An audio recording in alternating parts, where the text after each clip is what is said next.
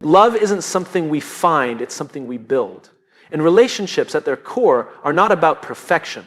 They're about progress, about showing up again and again, even when it's uncomfortable, even when we don't have all the answers. If you're looking for a perfect partner, you'll be waiting forever. What you should be looking for is someone who's willing to grow with you, someone who is brave enough to admit they're flawed, but strong enough to try anyway. Love doesn't demand perfection. It demands effort, intention, and consistency.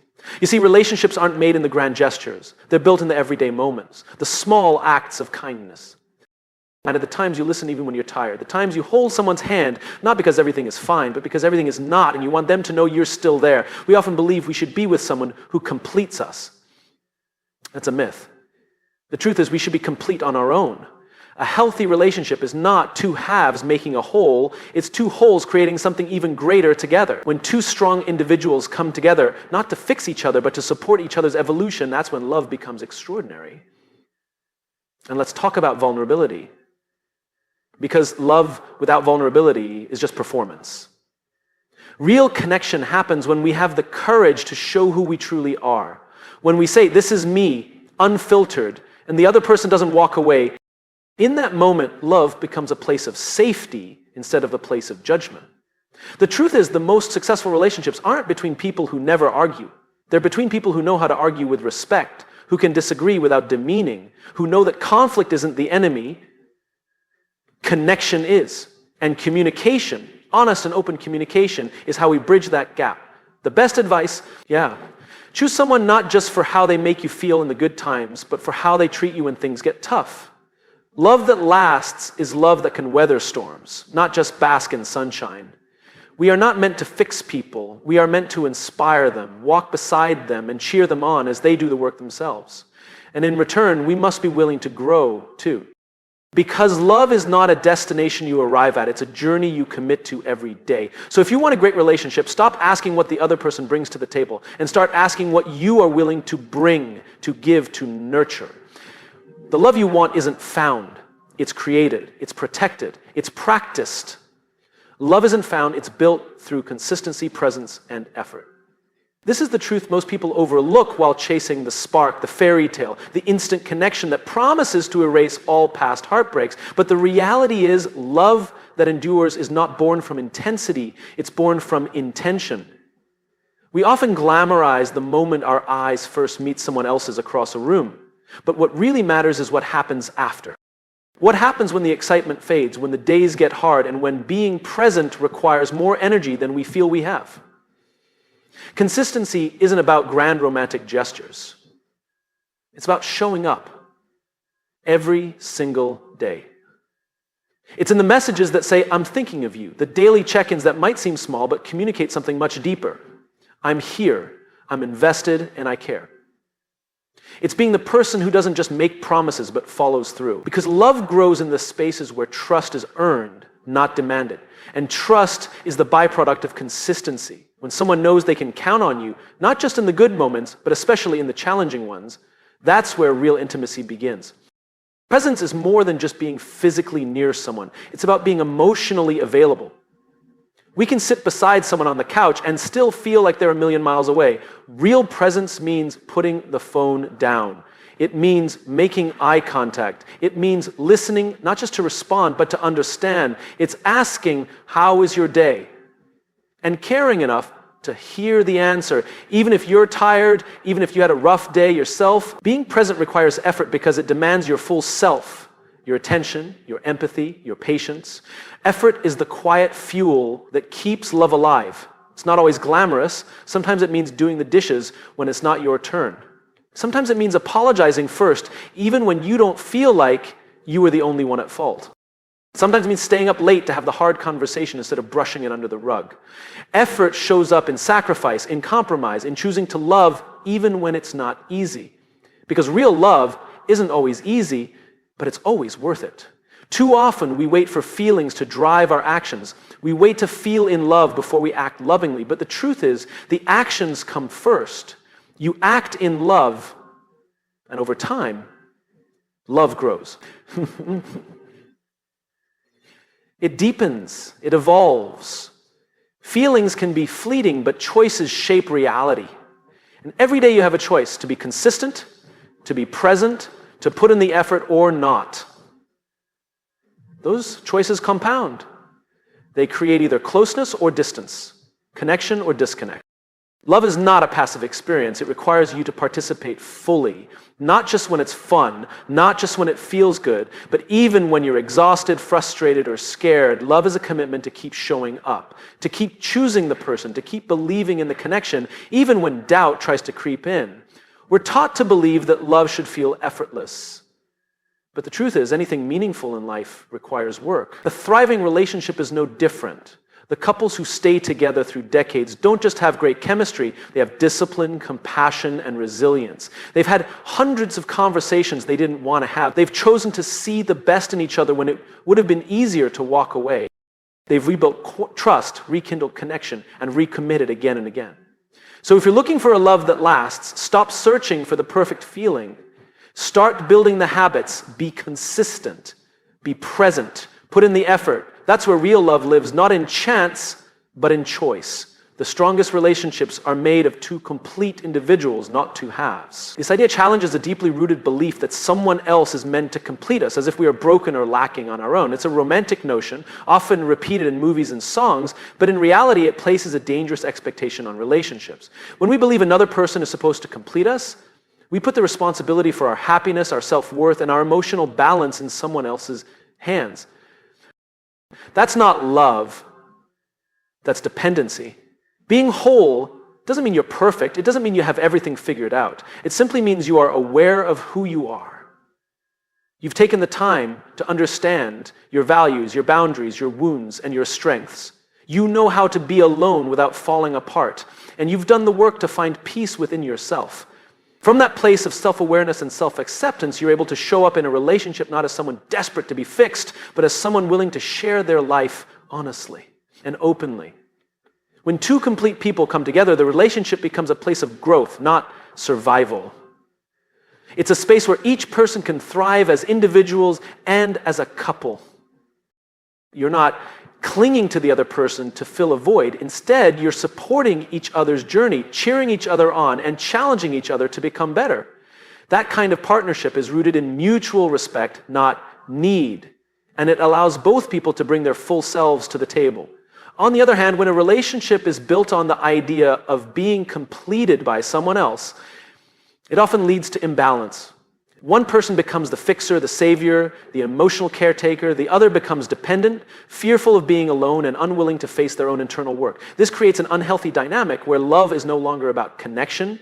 It becomes about control, approval, and fear of abandonment. It's not sustainable. And over time, it leads to resentment, disappointment, and emotional exhaustion. Wholeness is what allows love to be free. You're not trying to mold the other person into someone they're not just to feel secure. You accept them as they are, and they accept you.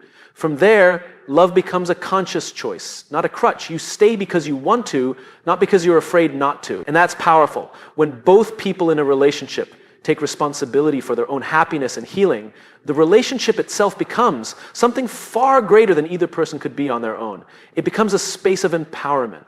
You challenge each other. You hold each other accountable. You learn from each other's experiences. And most importantly, you grow without losing yourselves. One of the greatest signs of a strong relationship is when both individuals continue to evolve independently and together. They pursue their goals, they nurture their passions, and they still make time for each other, not out of obligation, but out of desire. They don't fear independence, they celebrate it, because they know that two strong individuals, when united in love, can build something extraordinary. So don't seek someone to complete you. Complete yourself. Heal what needs healing. Understand who you are. Love yourself fully. Then when you enter a relationship, you'll be doing so from a place of strength, not scarcity. And the love you create will be deeper, healthier, and more enduring. True love is not about finding your missing piece. It's about finding someone who adds value to your already whole life. It's about partnership, not possession. It's about standing side by side, not leaning on each other so hard that you both fall. And when two whole people walk that path together, they don't just survive, they flourish. Vulnerability is the gateway to genuine connection. There's no shortcut. It's uncomfortable, it's raw, and it's risky. But it's also the only way two people can truly see each other beyond the surface. Without vulnerability, relationships become performances. We show only the parts of ourselves we think are acceptable. We hide the pain, the fear, the insecurities. We wear masks and call it love, but what we're actually doing is protecting ourselves from being hurt, not opening ourselves to being loved. Real connection starts when we allow ourselves to be seen, not just the polished version, but the real one. The one who's been disappointed, the one who's afraid of being too much or not enough, the one who still carries the scars of old wounds. When we let someone see that side of us, we give them the opportunity to choose us. Not the version we've curated, but the one that's real. And when someone chooses us in our truth, not in our perfection, that's where love begins to feel safe. Most people avoid vulnerability because it feels like weakness. It feels like giving someone a weapon they could use against us. And yes, there is risk involved. Vulnerability does open the door to rejection, to disappointment, to heartbreak. But it also opens the door to intimacy, to depth, to love that goes beyond the surface. You cannot experience the full beauty of love without the risk that comes with it. That's what makes it real.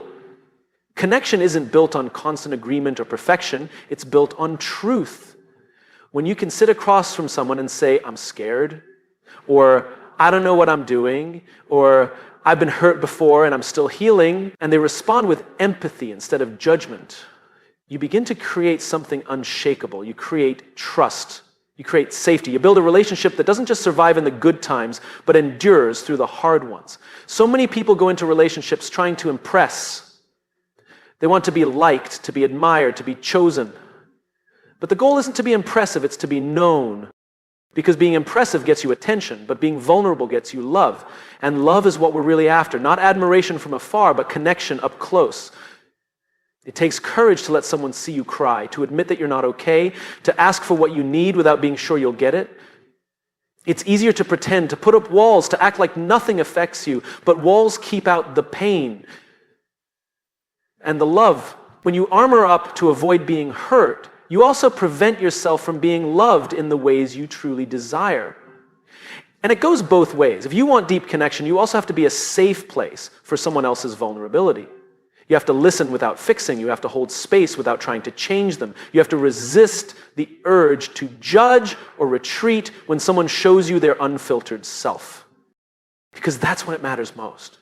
When someone is brave enough to be real with you, you honor that by being present, by staying, by loving them through it. The truth is, vulnerability is the birthplace of trust. When we're vulnerable and the other person responds with compassion, our bond deepens. We learn that it's safe to be ourselves. We learn that we don't have to perform to be loved.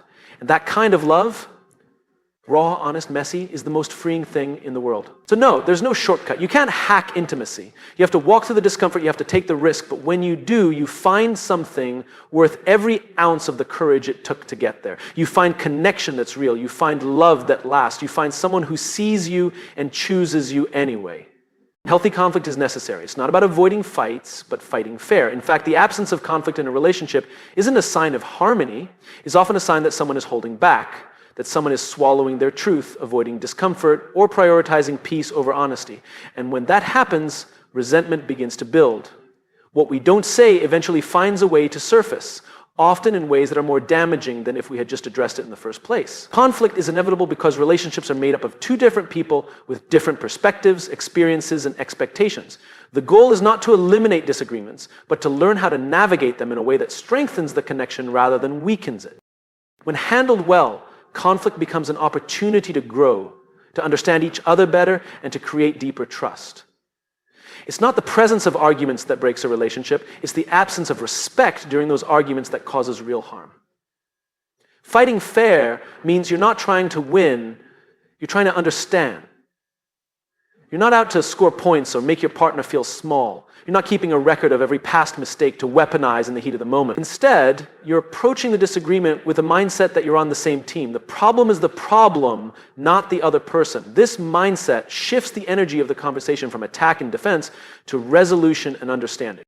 It also means learning how to communicate without blame, using I statements instead of you accusations, saying things like, I felt hurt when, rather than, you always make me feel. It's subtle but powerful. One invites empathy, the other triggers defensiveness. The goal of healthy conflict isn't to punish, is to be heard and to create change. And that only happens when both people feel safe enough to express themselves honestly. Timing matters too. There's a difference between addressing an issue when emotions are high and revisiting it when both people are calm enough to actually listen. Sometimes taking a moment to breathe, reflect, or even walk away temporarily is the best way to ensure the conversation doesn't become destructive. But walking away forever, that's avoidance, and it damages trust. The key is to return, ready to engage, ready to repair. Another crucial element of fair conflict is listening, truly listening, not just waiting for your turn to speak or thinking of your rebuttal while the other person is talking. Listening to understand their perspective, even if you don't agree with it. Because when someone feels heard, they soften. They feel safe, they're more likely to listen in return, and from there, a productive conversation can happen. Boundaries are important too. Certain lines should never be crossed, even in the heat of the moment. Name-calling, personal attacks, dismissing your partner's feelings. These are not signs of passionate love. They're signs of emotional immaturity. Respect must remain intact even when things get hard. You can be upset, you can be frustrated, but you can still be kind. That's what it means to fight fair. And afterward, there should always be a path back to connection, a willingness to repair, to apologize when necessary, and to reaffirm your commitment to each other. Conflict without repair leaves cracks. But when couples come back together after a disagreement with humility and care, those cracks become places where deeper intimacy can take root. Healthy conflict is a sign that both people care enough to speak up, to fight for the relationship, and to grow through the discomfort, not a flaw in the connection, it's a feature. Because real love isn't about never arguing, it's about arguing in a way that builds, not breaks, that heals, not harms, that brings two people closer, not further apart. Choose partners who grow with you, not ones who try to fix or complete you. This is one of the most powerful shifts you can make in how you approach love and relationships. Too many people enter relationships with the idea that someone else will come along and make everything okay, that their partner will heal their wounds, make up for their insecurities, and give them the identity or value they don't feel on their own. But when you look to someone else to fix you or complete you, you hand over the responsibility for your happiness, your growth, and your self-worth. And that's not love, that's dependency. A healthy relationship is not built on one person needing the other to be whole. It's built on two people choosing each other while already being on a path of personal growth. The best relationships are those where both partners are committed to becoming better versions of themselves, not because they're trying to be perfect for each other, but because they recognize that growth is a fundamental part of living a meaningful life.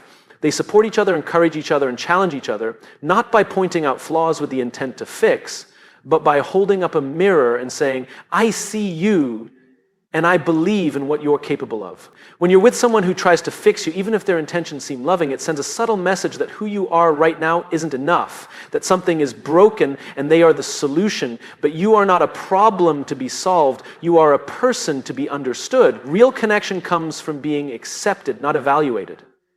From being supported in your growth, not pushed to meet someone else's idea of who you should be. Growth-based love is rooted in patience. It allows space for mistakes, space for learning, space for change. It's not controlling, it's not conditional. It says, I'm here with you while you figure it out, rather than I'll stay if you meet my expectations. The truth is, no one has it all figured out. We're all in progress. And when two people understand that and walk together with grace and mutual encouragement, they create something sustainable. Trying to complete someone or relying on them to complete you also sets the relationship up for resentment.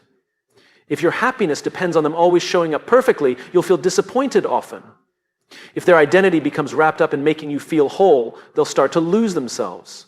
Neither path is fair or healthy. The weight of someone else's happiness is too heavy to carry long term.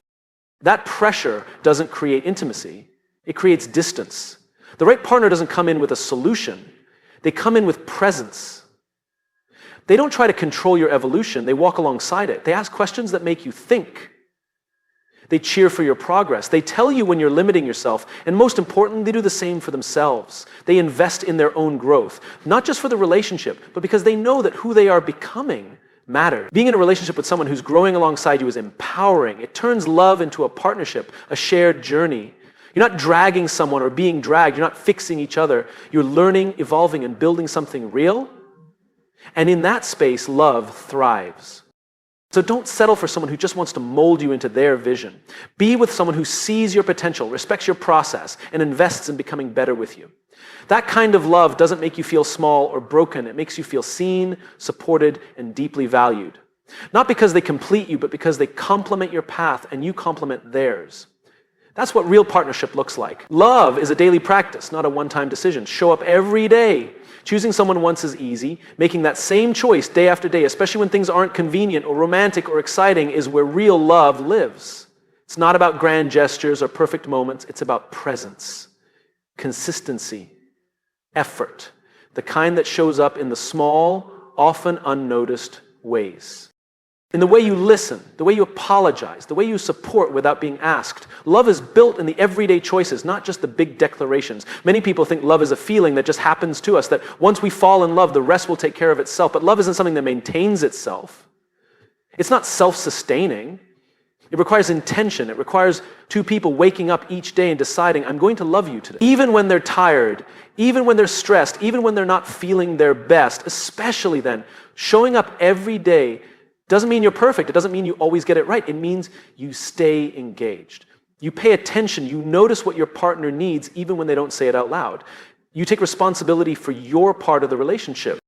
You own your mistakes. And you work to repair when you fall short.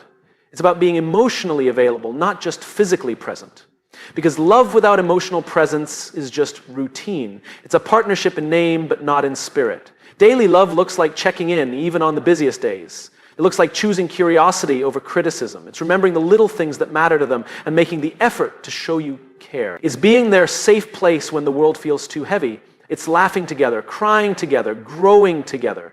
And it's doing all of that not because you have to, but because that's what love asks of us when we're truly committed. The truth is, relationships drift not because of one big mistake, but because of small neglects that go unnoticed for too long. The skipped conversation, the lack of appreciation, the assumption that your partner will just keep showing up without needing effort in return. That's where love begins to fade, not with drama, but with silence. That's why the daily practice matters. It keeps the connection alive, it keeps the trust strong, it keeps the relationship rooted in intentionality. It's easy to show love when things are good, when emotions are high and everything feels light. But the real test of love is in how you show up when things get hard, when there's tension, when you're frustrated, when you're in conflict. Do you still show up with kindness? Do you still choose respect? Do you still seek to understand, even when it would be easier to pull away? That's what separates infatuation from deep, lasting love. That people who build strong relationships are not necessarily the ones with the most chemistry. They're the ones who make a habit of showing up. They show up in conversations, in forgiveness, in effort. They don't let resentment build because they know communication is part of the daily work. They don't stop expressing love just because they've been together for years. They know that love, like anything worth keeping, must be watered regularly. So love is not something you fall into and stay in effortlessly. It's something you practice over and over, in words, in actions, in presence. And when both people commit to that practice, day after day, the relationship doesn't just survive, it deepens. It becomes richer, more meaningful, more resilient. Because at the end of the day, it's not the big moments that define love, it's the everyday choice to keep showing up for each other, no matter what.